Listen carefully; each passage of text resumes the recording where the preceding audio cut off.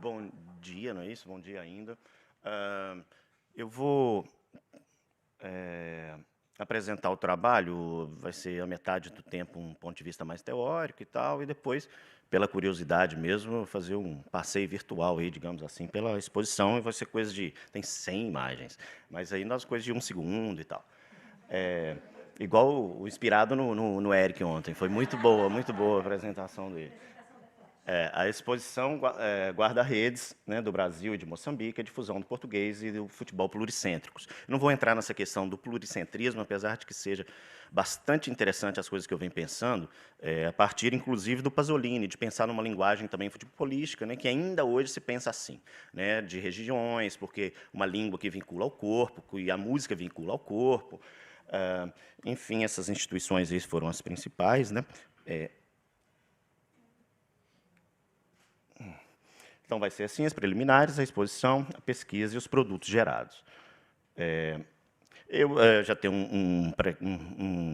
uma história já, né? Eu trabalho com futebol há mais de 10 anos, meu doutorado não tem nada a ver com isso, mas a partir de então, sim, né? Eu sou vice-líder do Núcleo de Estudos sobre Futebol, Linguagem e Artes, da Faculdade de Letras da UFMG, fundado em 2010, com dezenas, acho que até mais de 100 já, de publicações e palestras na área, pesquisa e curadoria de 2 salas do Museu do Mineirão, Futebol e Outras Artes, e Os Imortais do Futebol. Lá eu criei 150 verbetes em 2013 e 2014, então também já tinha essa história antes, né? Não foi uma primeira vez que eu venho trabalhando com curadoria. O futebol enquanto linguagem, acho que é importante dizer isso aqui, o futebol vem sendo pensado mais propriamente como uma linguagem desde quando o pensador, poeta e cineasta Pasolini publicou o originalíssimo ensaio O Gol Fatal. Nesse texto, o autor nos lembra, a partir da semiologia de Barthes, de que a língua é um sistema de signos e este não necessariamente deve ser uma língua escrita falada, pois existem muitos outros sistemas, como, por exemplo, o da pintura, da cinema, da moda e da música. O ponto alto do texto pasoliniano se dá quando o sistema de signos linguísticos é associado ao futebol, pois a unidade mínima de sua língua é o podema. Ou seja, o futebolista, né, a futebolista que usa os pés para chutar uma bola. E continua, os podemas são 22, mais ou menos como os fonemas. As palavras futebolísticas são potencialmente infinitas, porque infinitas são as possibilidades de combinação dos podemas, o que, em termos práticos, equivale a passagens da bola entre os jogadores. A sintaxe se exprime na partida, né, que é um verdadeiro discurso dramático. Né? Então, pensando no futebol, o meu projeto de pós-doutorado de 5 anos foi o futebol e outras práticas poéticas. Então, está legitimado dentro da instituição de que o futebol é uma prática poética, né, uma prática cênica. Né? Isso aí já, né, não é à toa que os maiores dramaturgos brasileiros são especialistas em futebol, né, que é o Plínio Marcos e o Nelson Rodrigues. E o Pasolini, né, uma coisa genial esse cara. Um outro ponto de vista também, de tratar a língua como um jogo, isso também é bem interessante, né, do ponto de vista lúdico, que no capítulo Jogo e Poesia, do Huizinga, presente no clássico livro Homo Ludens, né, a principal ideia desenvolvida é de que a atividade poética tem a ludicidade em sua raiz, porque ela joga com as práticas, com as palavras. E isso nada teria de metafórico, é uma verdade literal e precisa. Afinal, a ordenação rítmica ou simétrica da linguagem, a acentuação eficaz pela rima ou pela sonância, o disfarce deliberado do sentido, a construção sutil artificial das frases, tudo isso poderia consistir em outras tantas manifestações do espírito lúdico. Por sua vez, o jogo, como a poesia, é uma atividade que se processa dentro de certos limites temporais e espaciais, segundo uma determinada ordem, um dado número de regras livremente aceitas e fora da esfera da necessidade ou da utilidade material, que é a ludicidade, né, do jogo, né, a várzea. Queria também marcar que eu sou muito atacado, porque pensar, não, o Gustavo agora aderiu à CBF, ao Flamengo, ao Galo. Não é isso. O futebol, isso é um mínimo, é 1%. Então, fico muito, é uma situação quase odiosa quando falam de futebol, porque são 99 pessoas, né, 99% do país, dos outros praticantes, que estão em outro jogo. Não é esse o jogo. O jogo é que ele só tem isso para fazer, não tem outro lugar. Né? Então, inclusive, acabando com os espaços. Né? Isso é um problema urbano, né? Os espaços de prática futebolística gratuita. Isso é para ver, assim, quando eu falo, por exemplo, o que é um poema de futebol? Pois Pelé é um poema de futebol, mas se você aproveitar a forma do campo, né, olha isso, uma coisa simples, mas genial. Não quero te ver do mesmo ponto de vista que o Marcos vê o Rogério Ceni, né? Que aí faz a espacialização, né, quando você faz o jogo. Eu não quero te ver, ó, né? O Marcos e o Rogério Ceni. Você precisa saber que os dois são goleiros, né? Então, então é um poema de amor, né? E meio odioso também, porque o Rogério Ceni vai lá, né? Fazer o gol no Marcos, né? Porque é o maior goleiro artilheiro do planeta. Isso aí também é uma forma, né? De rede, né? Então você traz o campo do jogo para dentro da. Isso aqui tudo teria áudio, mas eu não sei porque que não pegou.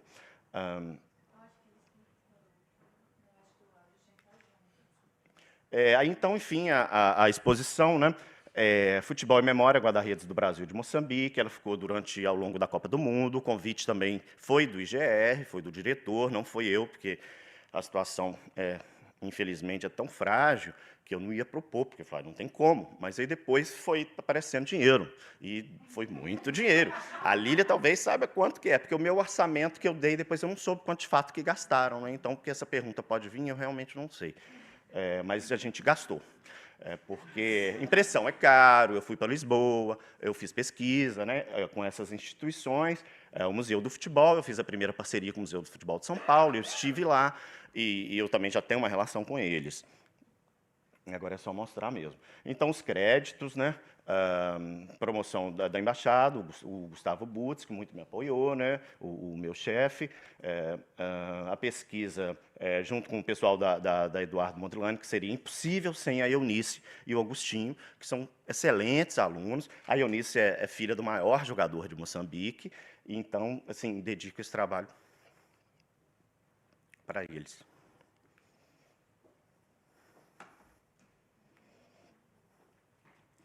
A montagem do IGR e as instituições parceiras, que é o Arquivo Público de São Paulo, que eu precisei de pegar muitas imagens gratuitas, né? Escola Nacional de Artes de Moçambique, que a gente convidou uns meninos para produzir telas, porque a gente não pode exibir um Tafarel, incrível, né? A gente não pode exibir um Tafarel, uma foto do Tafarel, então vamos pintar o Tafarel, aí pode. Então eu já sabia dessas possibilidades de burlar essas situações, burlar, né? Porque ser criativo no final, né? O Museu do Futebol de São Paulo, o Museu do Benfica, que foi uma coisa incrível. Eu aconselho quem gosta de futebol, não deixem de ir ao Museu do Benfica.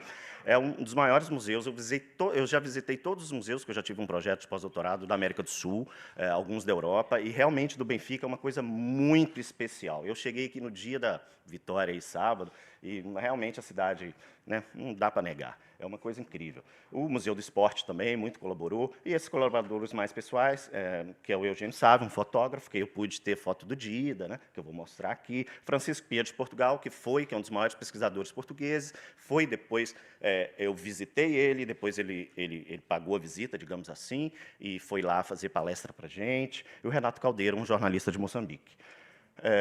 Enfim, só para situar assim, um pouquinho o que é, né, de onde eu falo disso. Desde quando o intrigante posto de guarda-redes surgiu na Inglaterra, em 1871, há cerca de 150 anos, uma personagem moderna, né? O goalkeeper, no futebol, vem povoando o imaginário dos amantes do jogo ao redor do mundo, ocupando lugar de destaque nas partidas. O goleiro encarna a antítese do gol. Essa singular personagem, realçada por julgar solitário e usar uniformes distintos dos outros integrantes do espetáculo, seja no Maracanã, nos campinhos dos bairros ou das agremiações. Para Wisnik, músico e pesquisador, em seu célebre Veneno e Remédio, o goleiro é sabidamente um ser de exceção. E nos momentos cruciais, em solitário, como os indivíduos sagrados e malditos, ele pode, e o que os outros não podem, que é tocar a bola com as mãos, né?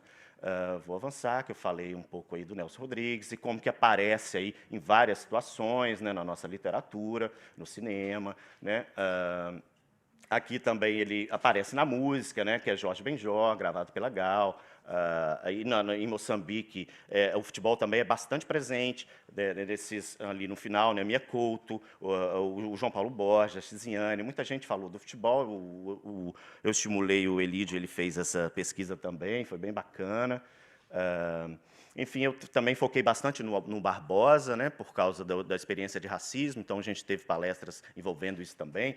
Isso aí são produtos, né, 3 comunicações a partir disso, em eventos científicos, né, um em Moçambique, um em Portugal e um na Alemanha, agora em setembro, que eu fui convidado, um evento de lusitanistas. Então, um videodocumentário, eu produzi um videodocumentário de 45 minutos, uma exposição, organização de seminário, que antecedeu isso, para eu trazer os agentes moçambicanos, né, do futebol, foi incrível. 7 entrevistas filmadas, que é a minha contrapartida para o Museu do Futebol de São Paulo, para guardar catalogado, com o nome do MRE e tudo. Né?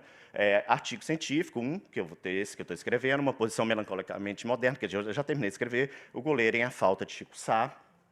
2 mostras de cinema, 5 vídeos poemas, né, poetas que falaram de goleiro. Ali tem o Adriano Menezes, de Minas, Ana Martins Marques, Ana Amélia Mendonça. Incrível, né? O primeiro poema de futebol no Brasil é de uma mulher, porque ela era casada com o goleiro Marcos, que é o primeiro goleiro nosso, do Fluminense.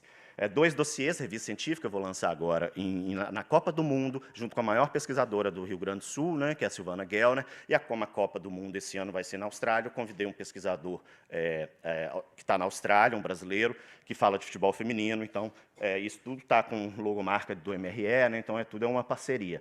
E 2 conferências sobre futebol, de especialistas incríveis. Visitas técnicas, como eu disse, tem todo o relato, né, dos lugares que eu fui, aqui em Portugal. Tivemos um treinamento para o Agostinho e para a Eunice, do Museu de Futebol, que a gente trabalhou com história oral e com entrevistas, que eles me ajudaram nessas entrevistas. Então, é um mini curso aí, com um cronograma aí. Enfim, tudo isso ia tocar, né? Oficina de pintura, lindo, eles pintando e tal. Bom, aí vem as mostras de cinema, que estava dentro de um ato de comemoração do bicentenário, aqui com todas as palestras, tudo está disponível, então isso gerou produto. Né? Enfim, o seminário, né, que foi durante uma semana, em agosto. Esses são os filmes que a gente selecionou, então agora eu vou começar o movimento aí. Né? Mostras de cinema, vai acabar daqui a pouquinho. Né, esse foi o que eu fiz. Né, aí eu criei verbetes, né, então eu escolhi 11 brasileiros e brasileiras, né, e moçambicanos, então fiz esses verbetes, né, e as fotos incríveis, assim, só fotos incríveis. Então a Meg, né, uma mulher, enfim, a Elza, então jogando ali com meninos lá em Moçambique, né, enfim, fotos. Costa Pereira, o maior goleiro da história de Portugal, talvez, do Benfica, que nasceu em Moçambique. E deu, né? Então, só mostrando nas artes plásticas, e aqui vou mostrando em muitos momentos. Né? Então, fui vendo nas artes, né? No cartoon, trechos de rap, de música, de literatura. Aí vocês estão vendo aí muita gente. Quero só pegar umas imagens aqui. E acabou-se. Rap. Esses são os vídeos poemas. Eu quero mostrar lá no final, gente, que eu estou acabando.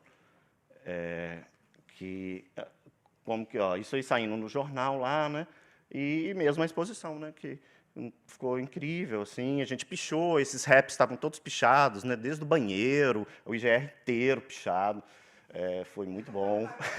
Os quadros incríveis.